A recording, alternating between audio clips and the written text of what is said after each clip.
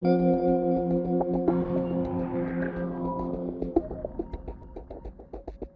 right, how's it going, everyone? Thank you for joining me on a new episode of Talking Tracks. My name's Josh, and this is a new episode of the Music Reviewer podcast with the first episode of Talking Tracks and the Music Reviewer in general since like the beginning of this year.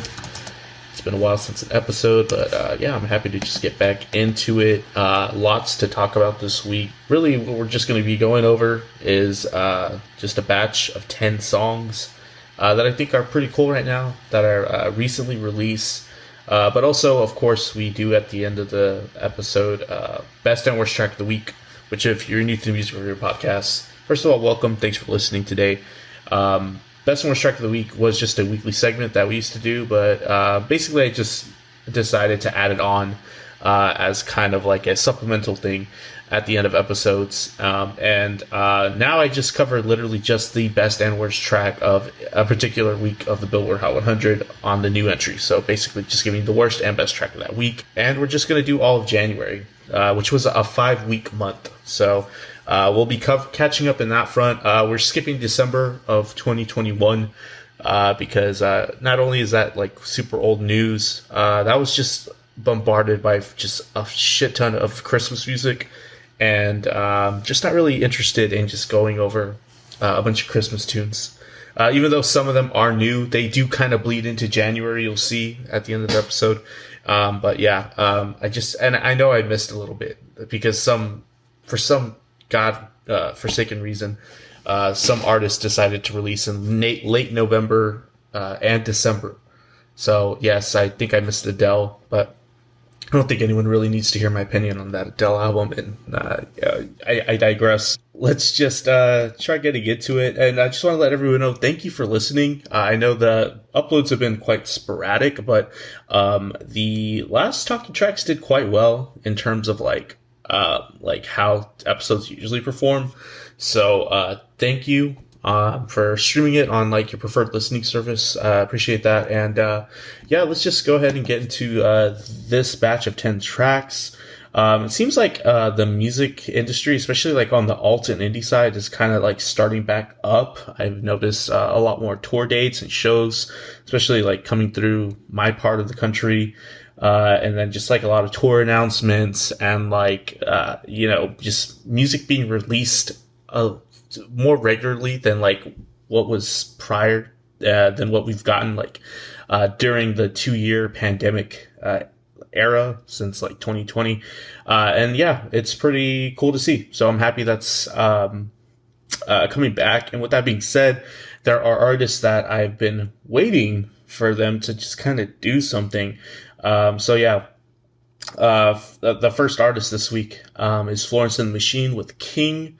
This is, I think, one of their first singles in quite some time. I think probably since the pandemic hit in 2020. But anyways, this is an interesting track from Florence and the Machine. I have not gotten a chance, I think, to really speak in depth or just about any Florence and the Machine music. But growing up, I was a pretty avid listener of this artist. Technically they're a duo, but I'm not going to get into like the technicalities of why. But Florence Welch, I think, is probably one of the best vocalists of this, we'll say this millennia, or just like the 2000s thus far. She's just very unique, and I think she's able to belt like no one else. But anyways, yeah, some of her earlier albums, Lungs, and I think Strangeness and Charms are the ones that I kind of grew up really getting into. It kind of helped me transition to like listening to more alternative music and just kind of like not caring if that I'm listening to certain acts. But anyways, this track, King. Love the exposed, stripped down bass and drum combo in that introduction. Florence's vocals here sound good. They actually sound great. I love her phrasing. The track can feel a bit stagnant though, as there's not much development about halfway through. Sounds like we're going somewhere, but kind of doesn't really take me anywhere. And I'm not a huge fan of that climatic section where we get the held out vocals, and it's just a lot of belting from Florence Welch with held out notes that are typical of her singing style, but they feel a bit forced.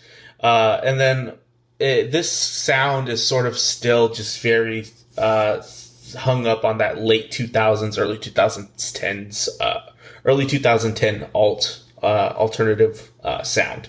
And I think maybe I'd like to hear Florence come out of that. And it's not like she hasn't in the past, but I feel like we're going back to that sort of thing. And I would like some of the string textures toward the end of the track to pop a bit more. There's a lot of bass covering it up. But nonetheless, a pretty cool track from Florence and the Machine.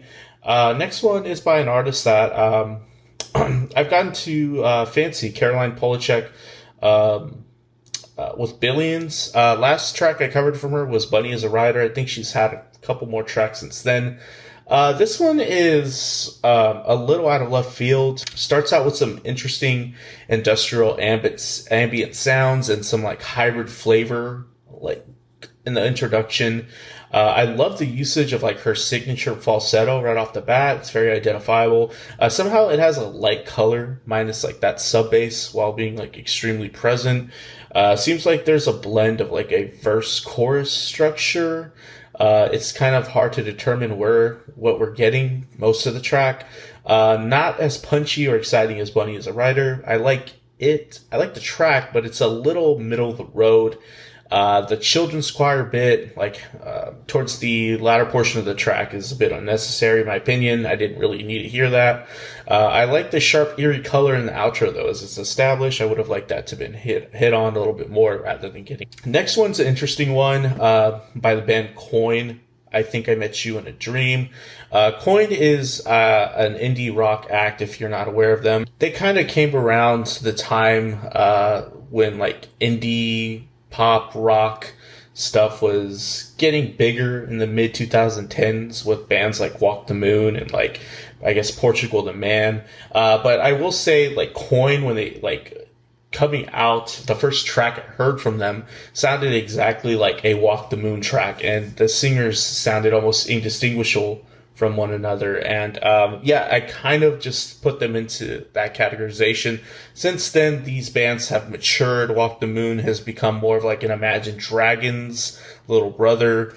And Coin, I have not kept up with their music, but they have really changed it up. I can't really even describe what I'm hearing with this track. I Think I Met You in a Dream. Let's just say it had an interesting 90s adult alternative touch to this. Just the way the acoustic guitars pop and structure the track in a way, with a relaxed and melancholy sort of nature. A bit different from their earlier work, as I was saying. From their earlier work, it's definitely dumped that indie rock pop sort of style. Really happening around maybe like 2014 or 2015. But I will say this track in general, it sounds a bit sterile. Like I don't really know who is this band making music for anymore. It seems like maybe their audience matured and grew with them, and they just have a cult following, because obviously they're still making music for somebody. I would be really interested to see this band live, mainly just to see what their fan base consists of. And I'm interested to what really they're going to be putting out. If it's like a new album, I'll listen to it maybe. Next track by Flume, Say Nothing, featuring Maya, May. I don't know if that's how you say it. Flume, cool artist, kind of one of those big EDM juggernauts that's from, again, the 2010s. We'll say I really did like that track they did with Tori Ma maybe like a couple of years ago at this point.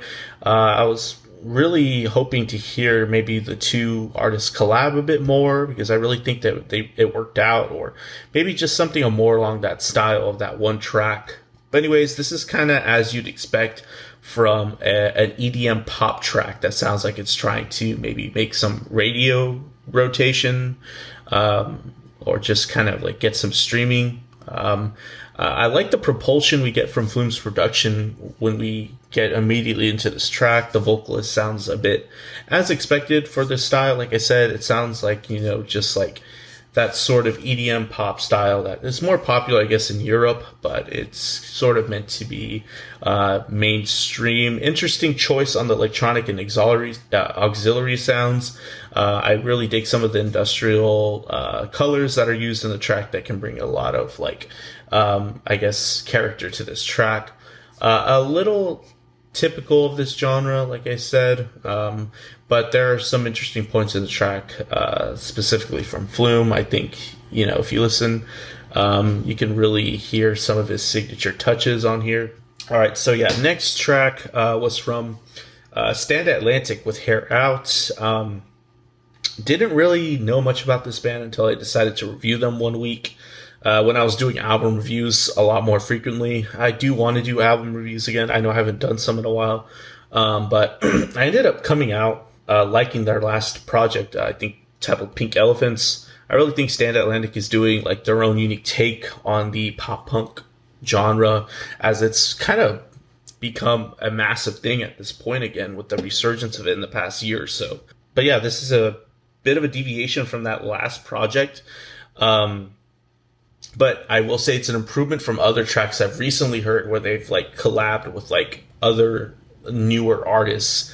I like the overemphasis on like the pop flair that's going on. It works quite well in the breakdown and rock elements. Not a huge fan of that little blooper segment they put in where there was like some sort of fuck up that happened in the studio. They're trying to be cute with it. I thought I could have like I would have been good without that. The track has some nice momentum and energy though. Interested in what else they end up doing. And it's also self-aware. They acknowledge that they're selling out a bit on this track, which I think is pretty cool. Never Ending by BENNE, the next track. The New Zealand artist that was, I guess, up and coming, or earlier in the 2020s. Jesus, that's weird to say.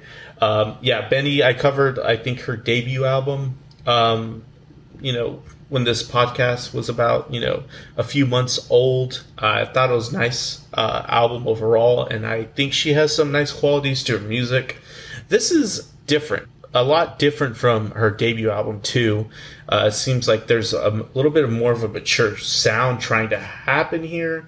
But I'm not sure if I'm digging this in the average track off her album Hey UX, or I believe that's what it was called. But it's not bad. I like the color that the acoustic guitar gives as it coats much of the track. The beat switch to the more trap, hyper pop flavor stuff is interesting as it happens. And it just seems like there's like some more of like a hyper pop aesthetic, or they're trying to capitalize on whatever popularity this genre has.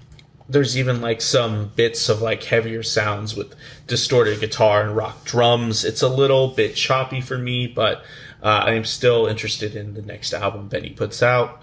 A few more tracks here.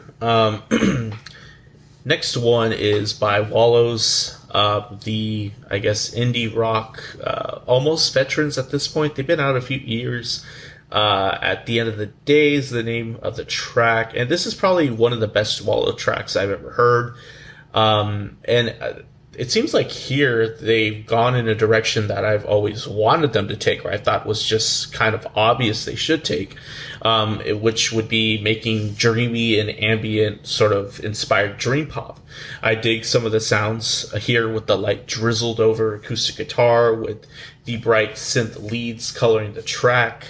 There's a nice vibe that's being created with all this texture and, dreaminess. It gets a little 80s too at some point. You kind of can hear that sort of influence. The bridge is a little bumpy in the context of the track overall. I will say that maybe could have used some tweaking. It's a nice cut from the band though, and it's probably one of the better songs I've heard since like their most recent singles. They didn't really impress me all that much.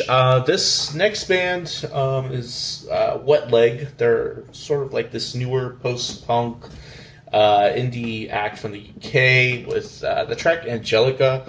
I've been interested in this act. I know they recently put out like an album too, which I haven't gone around for whatever reason to listen to.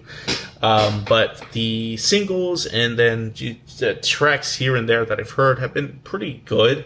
I think the last episode of Talking Tracks, I talked about a song I wasn't maybe too fond of, but I thought it was interesting. This track is probably one of the better Wet Leg tracks I've heard.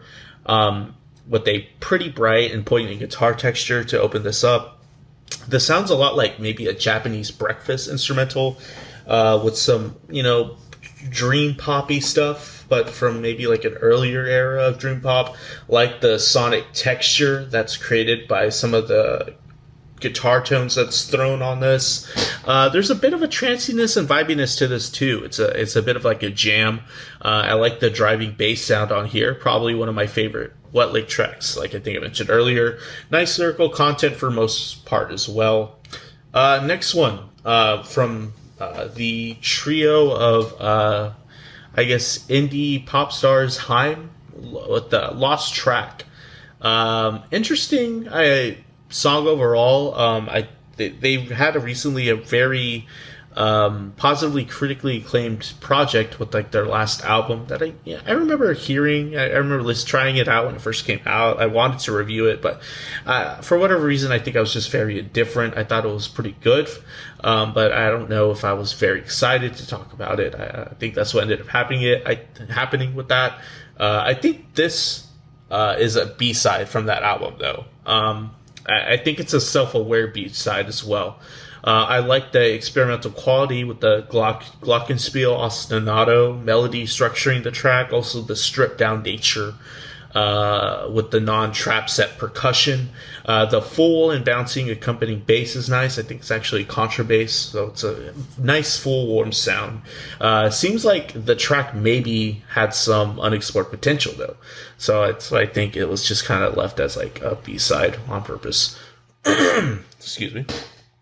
All right, so we're almost to the end. I think I'm throwing in an extra track. Usually I do 10, but there's a lot of music I wanted to just kind of try out, and I think I ended up putting an extra track here. The 10th track, I believe, is Foals with 2 a.m. Foals is a band I've been listening to now for over 10 years. I started in high school. They are indie rock veterans, champions at this point. I guess if you've just listened to terrestrial indie radio or just internet streaming indie stuff, you've definitely encountered the Foals music. They've had some lineup changes over the past few years. In my opinion, they've lost 2 huge members of the band that I think were essential to like their signature sound, which I think was the drummer and the bassist. They're kind of just still going off of what's left of the band.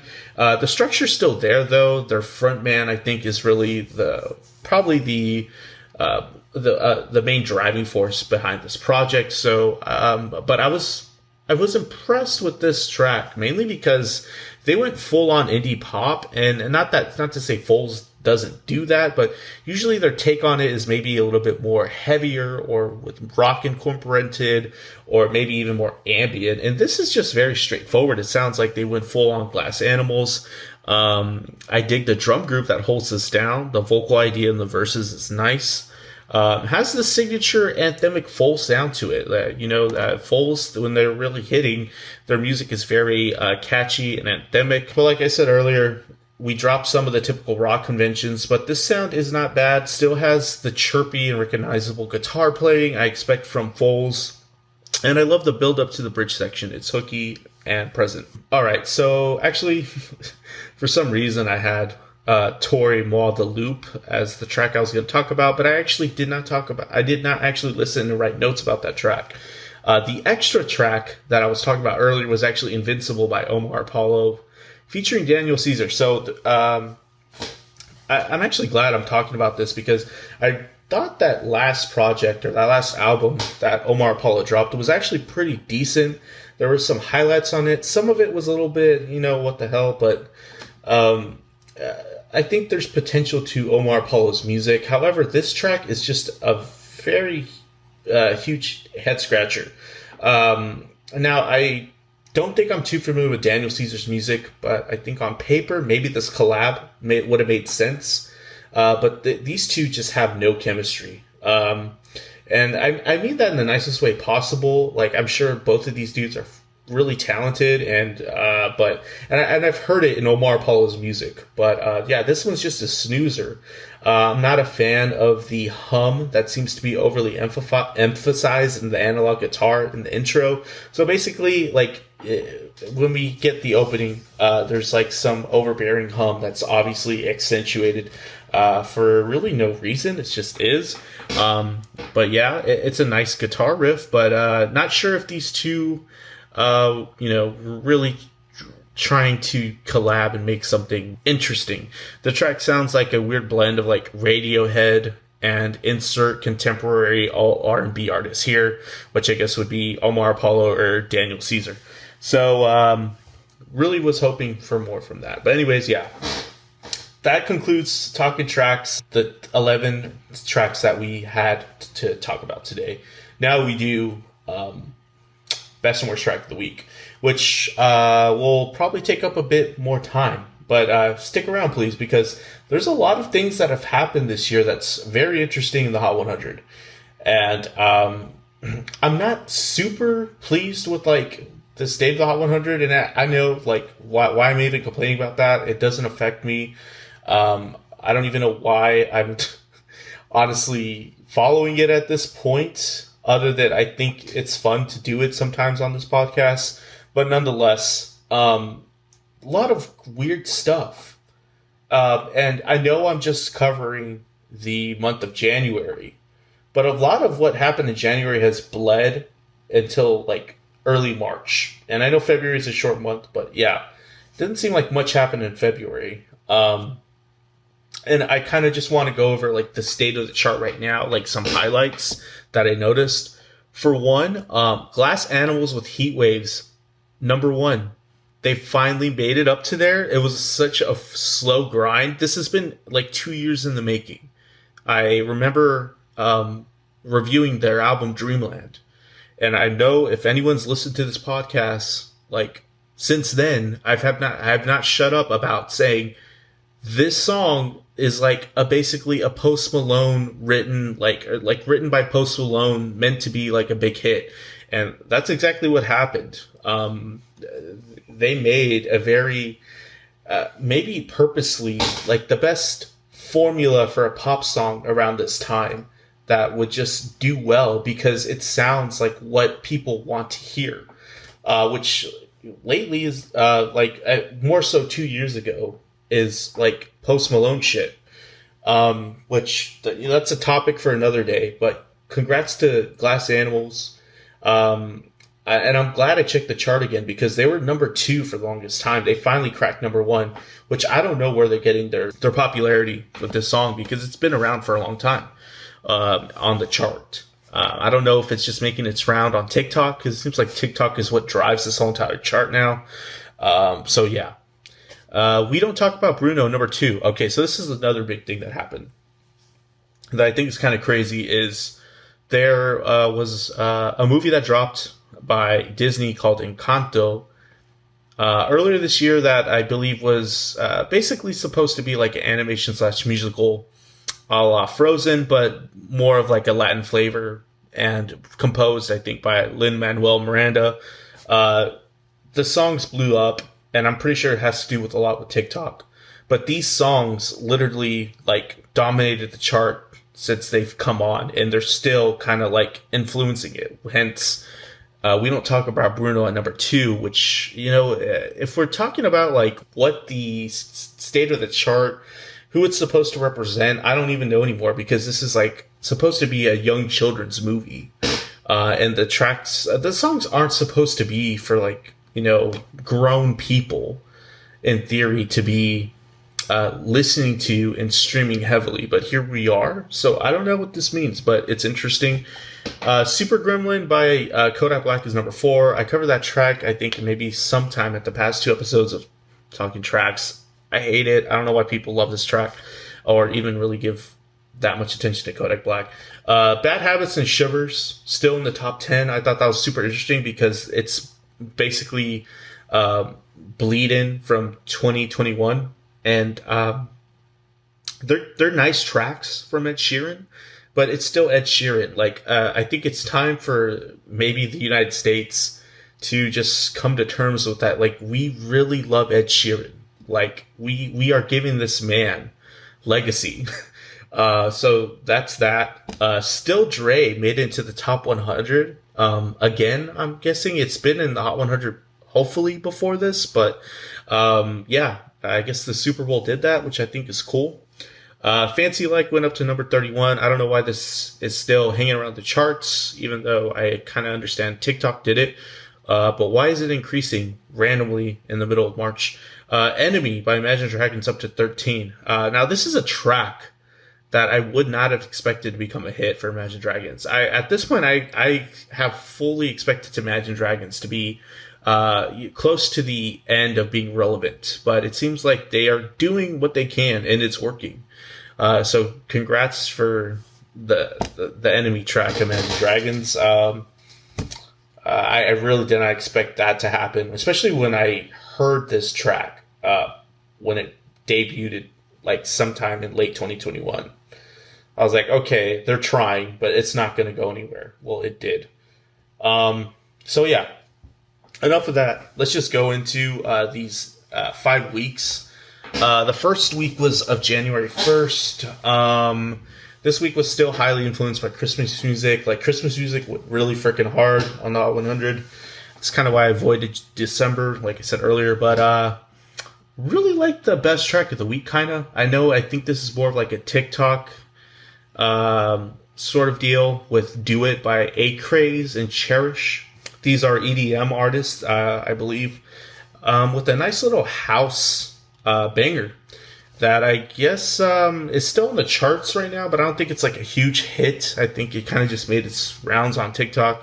And I just love that generic sounding hi-hat house shit. It's honestly not bad the way they kind of put it together on this track. It sounds like it's meant to be played in an actual dingy club with a bunch of people dancing and sweating. I really dig that melodic motif that's reiterated the entire track. Not sure if it's sampled, but it's hooky. The house beat is groovy and energetic, especially when we get that wobbly sub-bass texture. And I love the atmospheric qualities to it as well. Worst track of this week was Christmas Isn't Cancelled, Just You, Kelly Clarkson. I feel like this was going to lose by default, mainly because it was just a Christmas song that made its debut in January. Like, we don't need that to happen, but it did. But the track is bad. It has this very dated adult alternative flavor with like that pseudo swing shit that Meghan Trainor kind of brought back. It sounds like Meghan Trainor wrote this actually. And I'm still questioning why this got popular after Christmas. It just sounds like that obligatory Christmas mall music that gets played for a few weeks for all eternity, and then no one will ever hear about it again because it's literally just made for a few weeks of Christmas shopping music experience. And Kelly Clarkson belts the entire time on this. Like, maybe sing with a little bit of dynamics. This also sounds like it could have been from a bad Broadway play too. Don't really know what else to say about that. But week of January 8th. January didn't really have all that much interesting stuff, to be honest. There's some bad country songs that went in, like Beers on Me by Dierks Bentley and Braylon and Hardy. There's a Sam Hunt song that is still on the chart too. Christmas Tree, another Christmas song, was still in the second week of January. But I will say, this is where this Encanto stuff started. So, worst track of the week, I'm going to give to I Am Woman by Meli. I hated this track. It's from the school of mid-tempo, boring Alicia Keys-esque tracks that are just very, I will say, over-sentimental. What's with the tin-sounding like tone on her voice, too? It sounds very synthetic at times. And I'm kind of impressed how this happens to be a bit more obnoxious-sounding than the average Camila Cabello track, but it does. And it sounds like it doesn't really know what it wants to be. the reverb bedroom pop guitar accenting the track for the entire runtime. And I'm just not a fan of that whispering falsetto that I think is supposed to be a signature trait of this artist. The climatic vocal harmony, the choir section thing sounded quite poor in my opinion, production-wise. Like they really struggled to pitch correct that whole entire, all those vocal tracks and make it somewhat resemble a chord. And this track became, I had to do a little bit of research on this, why this is a thing. It's a TikTok thing. And just to top it off, like some of the worst falsetto whimpering I heard to like, just, end it. It's like a disgusting homage to Tones and I. But anyways, I think I said too much about that already. Did not sit well with me. And I'm going to do something I've never done before, but I'm going to just give best track of the week by default, because literally it was the most interesting thing that happened this week was the week of January 8th to the movie Encanto, because there is a couple tracks that came in, and I think they're relatively about the same in terms of like my enjoyability of them with Surface Pressure, and we don't talk about Bruno, arguably the biggest track that came from this movie. Surface Pressure was a nice little, I don't know how to describe it, an angsty pop tune that was nice in the context of the movie too. And we don't talk about Bruno, probably one of the more earwormy catchy things of like the past few years. A lot of Latin flair to it. Of course, that's what they were going for. I don't know specifically what style it was hitting on. I didn't do that much research, but in terms of quality, I think Encanto took the cake for this week. January 15th, again, just a lot of mid stuff. A bad Blake Shelton track, a bad Russell Dickerson track, a track that I don't know what the hell, what this band is doing on here. The Walters, they sound like they're supposed to be like an indie outfit with the track "I Love You So." That track confused me. It didn't get worst track of the week though. And then some Morgan Wallen stuff. People really love Morgan Wallen. But anyways, worst track of the week went to "Fingers Crossed" by Lauren Spencer Smith. I'm not even going to look into it. I know this went popular on TikTok. It had to, because it's like Olivia Rodrigo is not that distant, but this track seems like a carbon copy of Driver's License. Like, holy crap, Olivia Rodrigo bandwagon, let's capitalize on this sound quick before people move on to paying attention to the next overhyped act. Well, we haven't quite got there yet. It's still kind of Olivia Rodrigo, I think. But this is such a budget Driver's License ripoff. The tempo, the breakup tropes, the instrumentation. It's truly amazing how much they've tried to make this track seem unique, but really just copy that track and not even come close to achieving anything that was of quality in Driver's License. I will say I feel bad for this Lauren Spencer Smith, because there's a lot of charisma in her voice. The vocal chops are there, but the lyrics in the song, in a topical sense, is just so stupid. It sounds like a journal entry of a young girl in middle school. The lyrics. And I really don't care about lyrics typically, but this really made me hate the lyrics because they're so dumb. Don't even bother listening to that. That's my best advice. Again, I'm going to go with best track to an Encanto track. We'll just say Encanto got best track, because there was a few tracks that debuted from Encanto. Probably the main one that made me decide was The Family Madrigal, which is the opening song of the movie. That is just a nice little charming song that was written to kind of just describe the family in this movie. Huge anthemic nature to this. The family Madrigal line is so catchy, captivating, and invigorating. Also, the lead character's vocals are charming and well performed. Like, she really she did well in this performance. Also, the usage of the song, being able to summarize the family so smoothly with quite impressive like storytelling, and into a concise sort of song. It's nice. I would like to hear the mobile and agile bass line a bit more, but that's kind of just my nitpick. It's a little bit muffled. But yeah, congrats to Encanto for Best Track of the Week 2 weeks in a row. Week of January 22nd, this was a hard week to get through because of 2 album bombs. The Gunna album and the Weeknd album. Listen, some of the Gunna stuff was quite mid.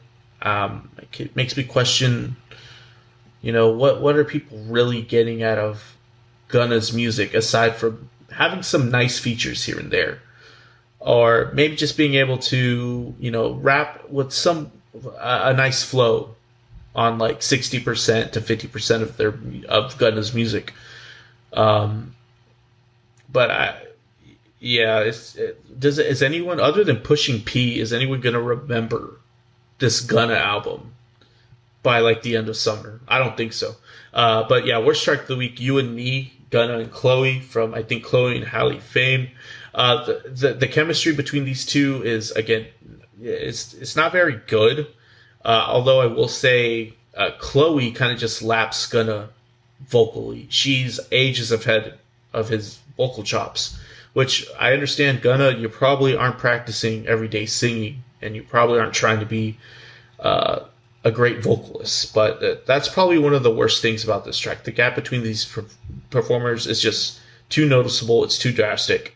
The track is very short and swift. It's underdeveloped. Also, it's very generic in terms of like it just copies Rod Wave aesthetically. Like, especially the intro sample sounds like it could have been from a Rod Wave album. Also, the instrumental is also quite similar to what is on most Rod Wave tracks. And then the Gunna's effort on here is just low effort, so that's why I got worst track of the week. Best track of the week was Out of Time by The Weeknd. This album by The Weeknd was definitely a concept. I can see why he doubled down on that 80s sound, especially since it was touched on to his prior album. But yeah, I mean, there are some tracks that I was just like, I think The Weeknd could have done better. But I kind of just came out of this thinking maybe there was a track that I liked the most, Out of Time. It was the margins were super thin though. Like, I really don't think this is an amazing song, but I like the soft lead synth melody that opens up the track, the funky thick bass track that structures it, the old school R&B flair, almost Silk Sonic like. And I like this sort of vintage aesthetic that The Weeknd is going for on here. I think they can, Abel from The Weeknd, or The Weeknd, blah, blah, blah. He can do something with maybe like a Silk Sonic-esque sort of project because he's talented enough. Nice performance too by The Weeknd. So yeah, cool song. All right, last week, January 29th. Probably this week was probably my favorite because it felt interesting. And it had my favorite track of this whole entire month. But I will say, worst track of the week was a bit of a disappointment, mainly because I like these two artists, Never Say Never by Cole Swindell and Laney Wilson. Cole Swindell is a Baroque country guy. I don't know why I like him, but I think some of his tracks are cool.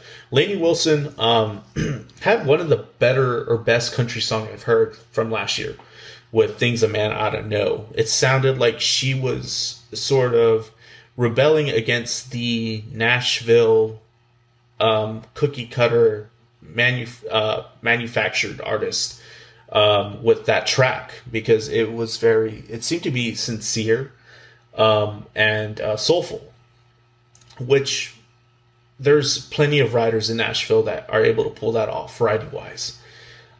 They're talented, but something about that track made me feel like, hey, this is different than a bunch of the shit we're getting in country today, mainstream country. But Jesus, is this a downgrade from that track? And especially with the collaboration with Cole Swindell, who is a Nashville writer. I think that's how he got his start. This song is just terrible. It sounds like an outdated, just sort of cliche hodgepodge with the country girl and the country guy, all our past tracks that like Jason Aldean has done, and like Josh Abbott with Casey Musgraves. It sounds just incredibly Nashville Assembly Line. I expect more from both of these artists, even if Cole is unapologetically bro country. I've heard much better from him. Just total country tropes that are manufactured to come together for a song. Best track of the week, though. Great track here with Surround Sound featuring 21 Savage and Baby Tate by Jid. One of the best... Well, I will say, thus far this year, this is the best hip-hop track I've heard. Probably one of the best hip-hop tracks I've heard the past few months as well. Love the vintage sample implemented right into the intro. That then quickly transitions to like that Jid verse with a lot of bounce, a lot of Kendrick Lamar influence all over. 21 Savage sounds as expected on here. He sounds quite organic over this type of beat, and it fits his style quite naturally. And I love the different colors that are thrown in on this beat. The plucked strings, the synth embellishment, the plucked bass, and then also like an interesting beat switch that happens as well. It kind of reminds me of that. Reminds me a bit of one of the tracks that Kendrick and Baby Keem did last year. And also some interesting like Eminem influence on that last verse by, I believe, who's Baby Tate. I'm not familiar with this hip hop artist, but nonetheless, I can't say there was much bad about this track. I liked it a lot. So yeah, that's best track of the week for the last week of January. We'll catch up with February, I'm sure, at some point because it's a short month. It doesn't seem... I know there's an album bomb in there. I don't want to think about who did it, but we'll get there. We'll have time to catch up this year because I know I want to do another Talking Tracks hopefully soon. But thank you so much for listening. I appreciate you and sticking through this lengthy episode. That's awesome. My name's Josh. I'm the music reviewer. Like and subscribe on YouTube if you like what you heard, but also your preferred listening service. If you want to stream on there, that's great too. But anyway, see you later.